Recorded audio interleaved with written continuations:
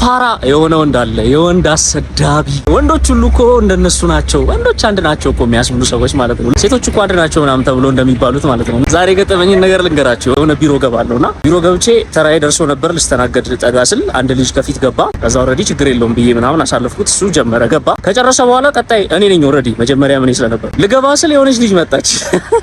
you can't imagine መጣችና ከዛ እኔ ልገባ ስል እሷን አያትና ቆይ ላስተናግዳትና ትገባለህ ምናምን ነገር አለኝ። ኦኬ አልኩኝ። መጀመሪያም ልጁ ሲገባ ምናምን ነገር ዝም ብሏል። አሁንም እንደዛ ካለኝ ችግር የለውም ብዬ ካልኩ በኋላ ኮስተር ብሎ ነው እንደዚህ ምናምን ነገር ያለኝ። ከዛ ቀጠለና የፊቱ መለወጥ ነው የገረመኝ። እኔ ላይ እንደዛ መሆኑ ብቻ ሳይሆን ወዲያው ሺፍት ያደረገው እንዴት ነው ቆይ እስቲ እሷን ላስተናግዳትና ትገባለህ ካለኝ በኋላ ዞራን እሺ ምን ልታዘዝ እንዴት ነሽ ምናምን ነገር አላት። ከዛ እግዚአብሔር ምስክሬ ልጅ ይዛለች። እሷ ቁጥርጥር የተሰራች ሴት ልጅ ናት። ቆንጆ ልጅ ነው። ሴት ናት ወደደዋል እዛው ሲወዛገብ